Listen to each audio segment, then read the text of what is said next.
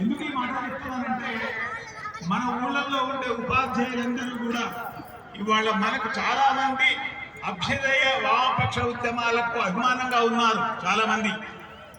అట్లాగే కానీ వాళ్ళకేవో ఇప్పుడు 5 మహంగాయి భత్తా అంటారు, 6 నెలలకోసారి కరువు భత్యం పెంచుతారు. కేసీఆర్ గారు 3 భత్యాలు వాయిదా వేసి పోయిండు. ఈయన వచ్చినాక 2 వాయిదాలు ఉన్నాయి, ఇంకా 5 వాయిదాలు ఇయ్యాలి అంటే అంతా కలిసి 13.6%. కానీ ఈయనే ఒక్కటి ఇచ్చిండు, ఇంకా 4 ఇయ్యాలి. రాజుల లెక్కన వెనకట ఆయన పుట్టినరోజు నాడు, ఆయన దచ్చిన్నాడు, ఇంకో నాడు అని ఆశ పెట్టుకొని చూస్తుంటే చాలా మంది. మన గ్రామాల్లో పనిచేసే ఉపాధ్యాయులు, ముఖ్యంగా మనకు కనబడే ఉపాధ్యాయులు చాలా మంది అద్భుతమైన మేధావులు ఉన్నారు. కానీ కనీస సౌకర్యాలు లేని వల్ల వాళ్ళ బోధన సరిగా జరగడం లేదు. వాళ్ళు చాలా మంది మేధావులు, అభ్యుదయ గాముకులే, మన ప్రజలకు అనుకూలులే. వాళ్ళతో కూడా మీరందరూ కలిసి ఉండాలని నేను కోరుతా ఉన్నాను. వాళ్ళకు కూడా సమస్యలు ఉన్నాయి. గతంలో ఎప్పుడు కూడా లేదు. కేసీఆర్ వచ్చిన తర్వాత పాలాభిషేకాలు మొదలుపెట్టిండు. మేము అరెస్ట్ పోలీస్ స్టేషన్లో చెప్పినాం, ఆయన దేవుడా, రాముడా, శివుడా, ఎవడాయా, ఆయన పాలాభిషేకాలు ఏందయా అంటే బానిసలుగా మారిన కొంతమంది నాయకత్వం ఉంది.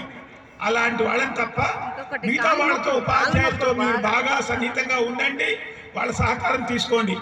రెండోది, ఇవాళ మనకు బాగా మహానవరత్న, నవరత్న, మినీ నవరత్న అని కంపెనీలు ఉన్నాయి. ఈసీఏలు, మనకు ఈసీఏలు ఎలక్ట్రానిక్ ఓటింగ్ మిషన్లు తయారు చేసింది.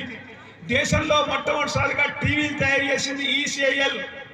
ఇవాళ చంద్రమండలం మీదకి, అంగారక గ్రహం మీదకి పంపించడం కోసం తయారు చేస్తున్న రాకెట్లను తయారు చేస్తుంది మిధాని.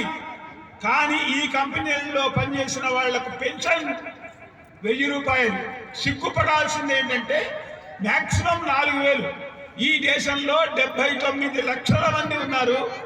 మన తెలంగాణలో 4 లక్షల మంది ఉన్నారు. వాళ్ళకు పెన్షన్ ఎక్కువలో ఎక్కువ 4000. కనీసం పెన్షన్ 700, 800. 700, 800తో రోజుకి 7 రూపాయలతో ఎట్లా బతుకుతారనే జ్ఞానం మోడీకి లేదు. కరువు భత్యం పెంచాలనే జ్ఞానం ఇప్పుడున్న ఇక్కడి ప్రభుత్వానికి కూడా లేదు. కేరళ హైకోర్టు, సుప్రీంకోర్టు అనేక తీర్పులు ఇచ్చినాయి, వాటిని అమలు చేయడం లేదు. అందువల్ల ఇవాళ ఉద్యోగాల్లో ఉన్నవాళ్ళు కూడా మనవాళ్లే, రిటైర్ అయిన వాళ్ళు కూడా మనవాళ్లే. ఇవాళ మనవాళ్ళు అడుగుతున్నారు, రోజుకు కూలి 600 ఇవ్వాలని అడుగుతున్నారు.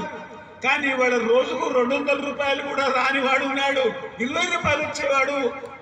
డిహెచ్ఈఎల్, హెచ్ఎంటి, హెచ్ఏఎల్. ఒకప్పుడు ఒక 40 ఏళ్ల కింద మనకు పిల్లగాని పెళ్లి అవుతుందంటే హెచ్ఎంటి వాసి ఇవ్వాలి అనుకునేవాళ్ళు. ఇవాళ హెచ్ఎంటి వాసీలు పోయినాయి, కంపెనీలన్నీ మూతపడ్డాయి. కాబట్టి కార్మిక ఉద్యమాలు కూడా, మన దగ్గర కార్మికులు ఉన్నారు, రిటైర్ అయిన వాళ్లకు చాలా దారుణమైన పరిస్థితి ఉంది. వాళ్ళు మనతో కూడా మనం కలిసి ఉద్యమాలు నిర్మించాలి. ఇక్కడున్న అందరికీ కూడా విజ్ఞప్తి చేస్తున్నాను. ఈ అవకాశం వచ్చినందుకు మిత్రుడు జహంగీర్ గారికి, మిగతా అందరికీ నమస్కారాలు.